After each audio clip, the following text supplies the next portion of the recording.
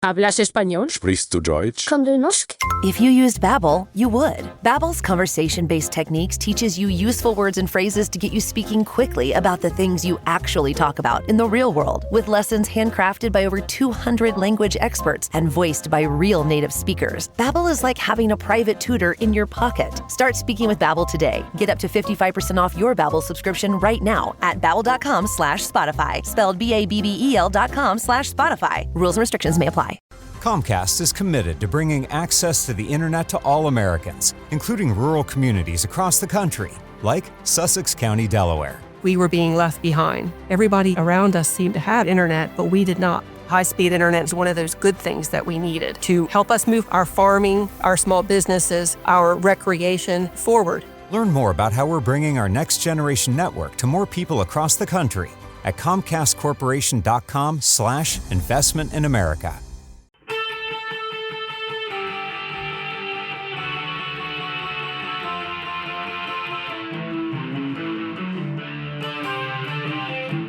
This is the Daily Blast from the New Republic, produced and presented by the DSR Network. I'm your host, Greg Sargent.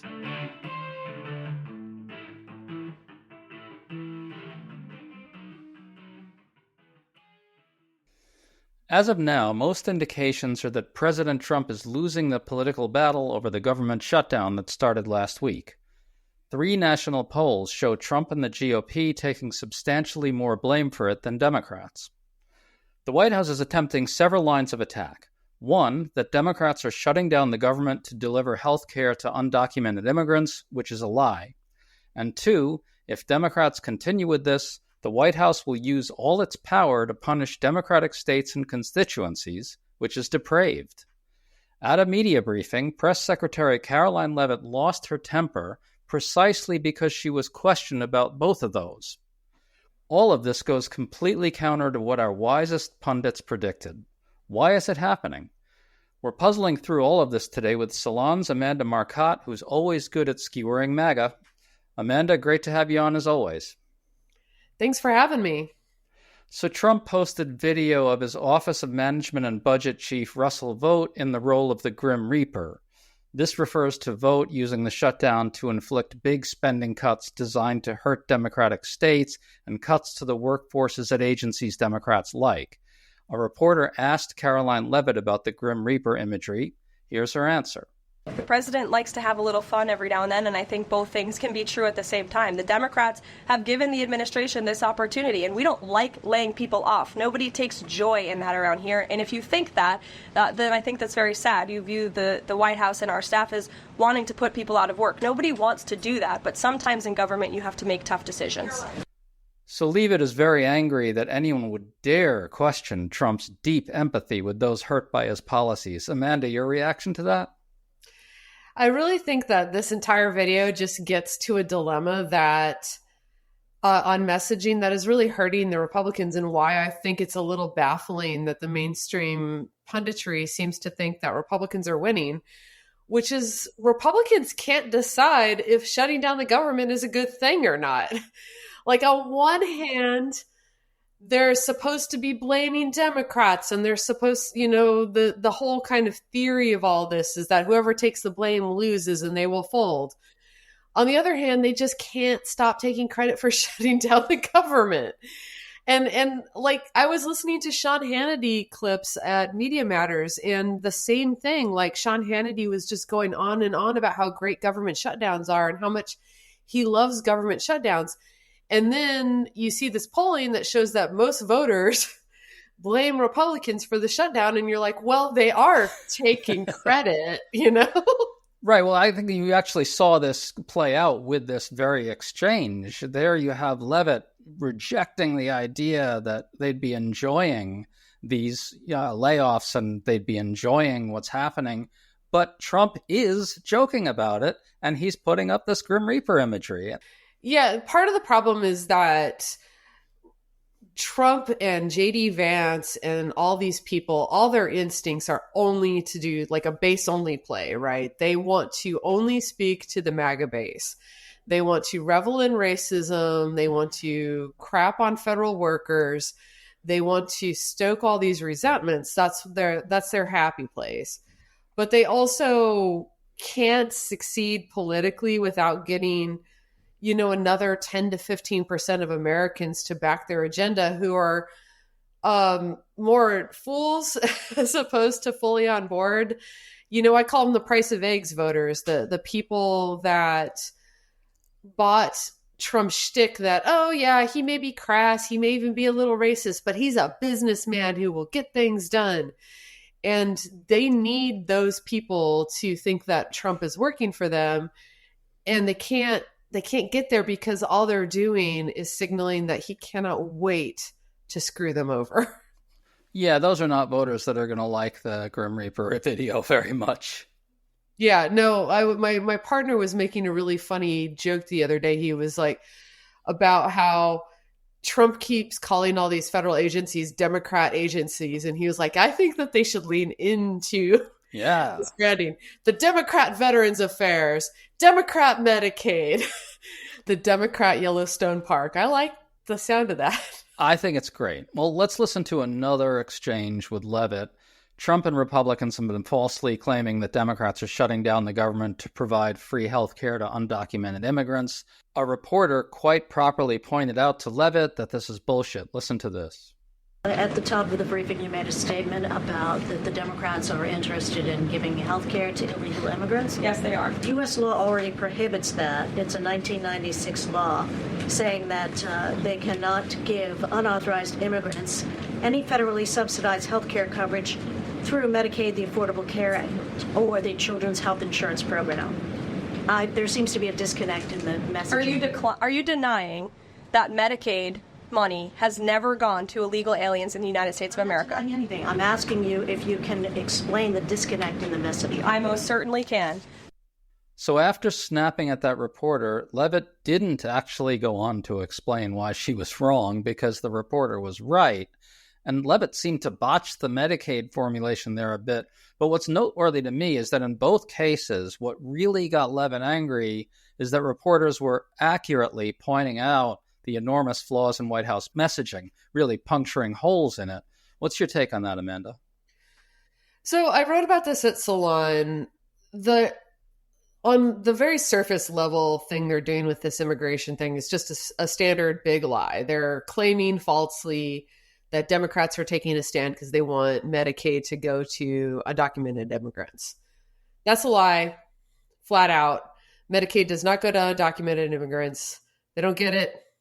That's just it. So, but JD Vance particularly does this. He uses big lies like that to sort of draw people into BS debates. And so you'll see him do these interviews where he'll say the big lie, and then a reporter will say, well, that's not true, though. Like, it's illegal for undocumented immigrants to get Medicaid benefits.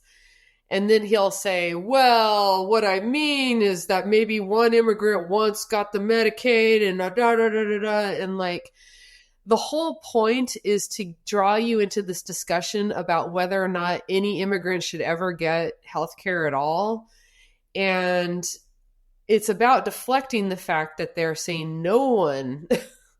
They're trying to take away Medicaid from millions of Americans.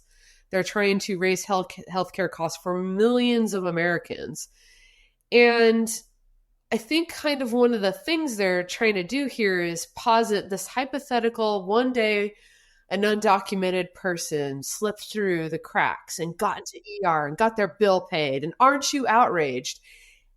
And the implication is, therefore, everyone should lose their coverage to prevent that one possibility that they can't even prove has happened. And it's a very strange kind of logic if you unpack it at all, because, I mean, imagine if a feminist said, well, some men are rapists, so they should all be locked up, right? And the possibility of any man raping any woman is much higher than an undocumented immigrant getting Medicaid. So she would even have more of a case. Right. But we would all immediately know that's bad. That's a bad thing to say. You can't just take away everybody's rights on the possibility that one person maybe sometime abuses them. To stay up to date on all the news that you need to know, There's no better place than right here on the DSR Network. And there's no better way to enjoy the DSR Network than by becoming a member. Members enjoy an ad-free listening experience, access to our Discord community, exclusive content, early episode access, and more. Use code DSR2025 for a 25% off discount on sign up at thedsrnetwork.com/buy. That's code DSR2025 at thedsrnetwork.com/buy. Thank you and enjoy the show.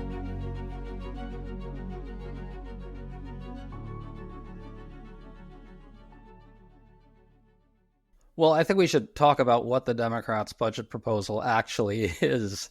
It seeks to extend the Obamacare subsidies, which are about to expire, and it rolls back the Medicaid cuts in the big, ugly bill that Trump passed.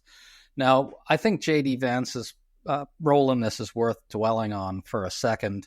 He's really the guy who pushes, in a way, more than anyone else in the Trump administration, the zero-sum bullshit that is core to MAGA. He's essentially saying to people, look, you should focus on the fact that undocumented immigrants are going to get screwed by our administration rather than focus on the fact that you are getting screwed by us. Because these two policies, right, the ACA subsidies thing and the Medicaid cuts that Republicans have passed with Trump, those absolutely clobber the MAGA base, both of them. And so you've got J.D. Vance essentially saying, focus on illegal immigrants that we're hurting, not on working class Americans that we're hurting. Yeah, it's a good question about whether that's going to be effective. I'm on one hand, there is a lot of evidence that people will give up, like especially bigoted, racist people will give up something that they want in order to deny it to someone that they hate. On the other hand, most of the research on that has been on stuff that people don't have yet, right? So it's like if you promise somebody $5, but then they have to give $2 of it to a person they don't like, they'll say no to the $5, right? I think that when you're taking away something people already have, you're in a much different territory. People have become dependent on Obamacare. They've become dependent on Medicaid. They like going to the doctor. And right now, the latest data does suggest that Trump and Republicans are losing the shutdown fight itself. A new Washington Post poll finds that 47% of Americans blame Trump and the GOP for the shutdown, while only 30% blame Democrats. Among independents, that's 50% blaming Trump and Republicans versus 22% blaming Democrats. That's very bad for Trump and the GOP. Trump is just absolutely tanking among independents in many polls right now. Meanwhile, the latest Marist poll has Republicans taking more blame than Democrats by 12 points. Latest New York Times poll has Republicans getting more blame by 7 points. I don't know if you saw this, but CNN polling analyst Harry Enton had a good little riff. He pointed out that in these polls, Republicans are taking the blame by an average of 12 points more than Democrats are. That's kind of unexpected. I didn't expect it, I have to say. How do you explain it, Amanda?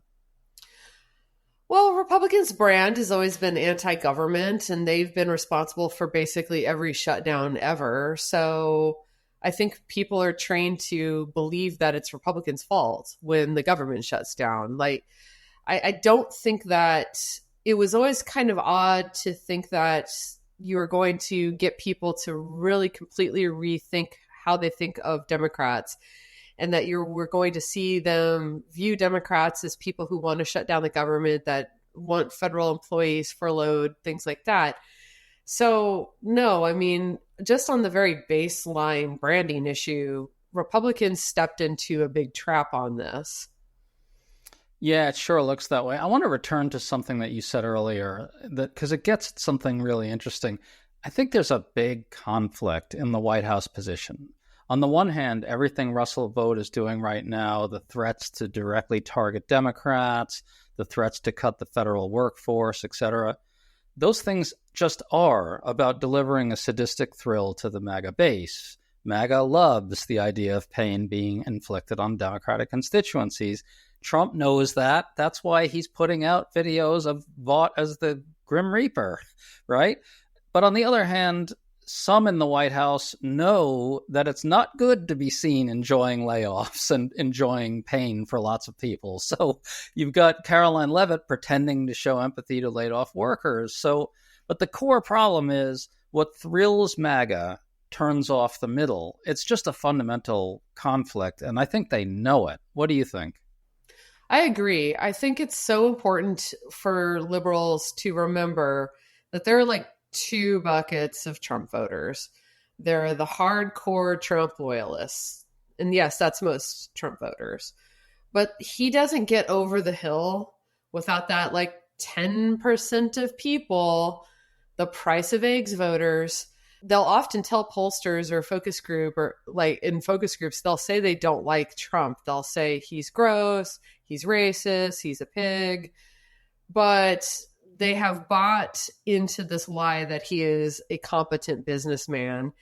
They have this vague nostalgia for what they thought was the Trump economy in his first term, which is really kind of just a pre-COVID America. And they have rose-colored glasses about that. And what's happening is those people who he really does need on board if he wants to get a lot of this stuff done, they are turning against him pretty quickly. And we see that when you break down the polling. Young voters, a lot of them who were like actual children when Trump was president the first time, and so were easy to sort of fool into voting for him. Latino voters who bought this notion that his racism was a joke. Latino men. Yeah. Not the women. Yeah, during the campaign, there was a lot of pressure to say, oh, yeah, he makes these racist jokes about Latinos, but it's a joke. He doesn't actually hate you. And now we're seeing ICE just going after anybody who speaks Spanish or is perceived to be Latino. And that's turning people off. And then, of course, the big 800-pound gorilla in the room, which is everything Trump is doing is about increasing costs on ordinary working people who are already legitimately feeling the squeeze. Yeah, I think you're getting at what I think is a real problem in the Trump coalition, kind of in a very broad sense, right? So if you think of the Trump coalition as being MAGA plus all these voters who kind of have passing familiarity with Trump because he penetrated deep into the culture for many, many years. He builds big buildings. He's a rich guy, right? He must be doing something right, that kind of thing. Once he gets in and governs, everything that they do, everything that MAGA governance does is tailor-made to splitting that coalition. Like that second bucket of voters who understands Trump as kind of a can-do, snap his fingers businessman type. They hate the anti-vax stuff. They hate the deportations.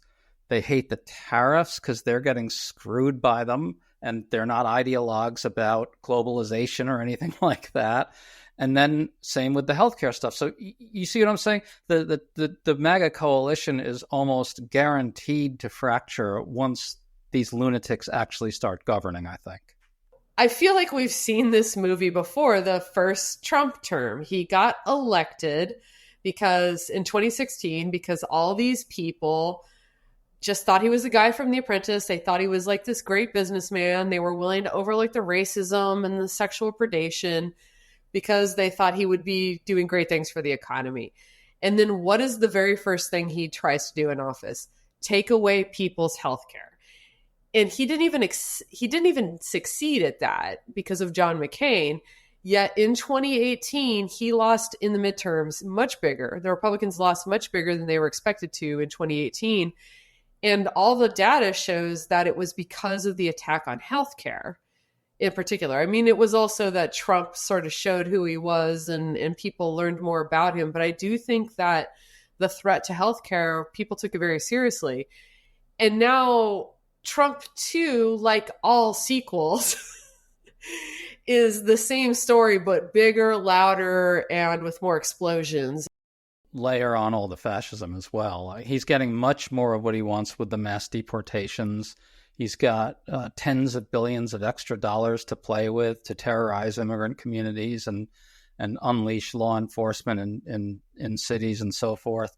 So you've got almost like the first term dynamic that you're talking about, but supercharged. Yeah, and I really don't want to underestimate that. I think the reason that healthcare is such a predominant issue is because, unfortunately, I do think you can get a lot of people to accede to authoritarianism if they don't think they personally are going to be affected. But make no mistake, people do not like ICE. People do not like the immigration raids. If you go out to any community and people are talking about it, it's upsetting people. And obviously the Jimmy Kimmel situation, I do think brought home to a lot of people that Trump is a fascist. He does want to censor free speech. And while I think a lot of people still may not think that that's going to affect them, when it happens to someone like Jimmy Kimmel, they begin to realize a little bit more clearly that it could, or that it could happen to somebody that they know. And so I do think that those threats are upsetting people, but the healthcare thing is just immediate and visceral in this way that I'm kind of glad that our Democrats went after that as their top issue, because it is turning out that it is, people are paying attention to it. So I think at the end of the day, what you've really got here is Democrats finally sensing Trump's weakness in a new kind of way. They didn't seem to want to go into this shutdown fight this time, and they certainly didn't want to last time, but they kind of got forced into it by their base this time. And it seems to me that they are figuring out that it feels kind of good to put Trump on the defensive. What do you think? It seems like Democrats understand that Trump is not a strong figure right now in a way that they just haven't previously. I certainly hope so. I can never get a good read on Chuck Schumer because he's so dissembling, but Hakeem Jeffries does seem like he's leaning into it a little bit more than he used to, so that's a good sign. I think for listeners, what I would really emphasize is that this is a reminder that speaking out works, organizing works. We shouldn't lay down and just let this happen to us. I think that weirdly, I keep coming back to the Jimmy Kimmel thing, but I do think that put a little fire in people's belly and made them realize, oh yes, you do have power in this world. And we put that on the Democrats, and now they're doing what their people want them to do. And while some of them may be reluctant, I think they're starting to enjoy having people give them attaboys. Yeah. In fact, I'll tell you what, I think the memes and the imagery that the White House is using, the depiction of Hakeem Jeffries in a sombrero, the Grim Reaper type stuff, it's all designed to get Democratic voters and liberals to forget what you just said, which is that they do have power. It's about emasculating Democrats. It's about trying to create the impression that it's all over, that they've just got utter mastery of the political environment and the information space, so you might as well give up. And that's why I really appreciated the video that Bernie Sanders and AOC released, where they are walking along, palling around, talking about why they support the shutdown and the importance of protecting people's health care. It's not a memeified or crazy video. It's very straightforward, but very charming video. So it's getting shared a lot. And it's a reminder that we have power here, that they don't control all the levers of messaging, that our free speech is still there and we can talk back, we can fight back. I think it's important to do so in terms that make sense to the people behind the message. We shouldn't be doing gross AI videos that doesn't resonate with the people that, Democrats are trying to speak with. But I do think it's important to recognize there's power here, there's leverage here, and, just kind of keep going forward, because one of the reasons I supported the shutdown to begin with was not that I thought it would necessarily work. I don't know what that means. But because if Democrats can show fight and get any kind of win, that that pays dividends. It makes people realize, oh, yes, standing up works, resistance works, because I think a lot of people have been demoralized. Right. It sends the message that they're not all powerful. They haven't won. Amanda Marcotte, always great fun to talk to you. Thanks for coming on. Thanks for having me.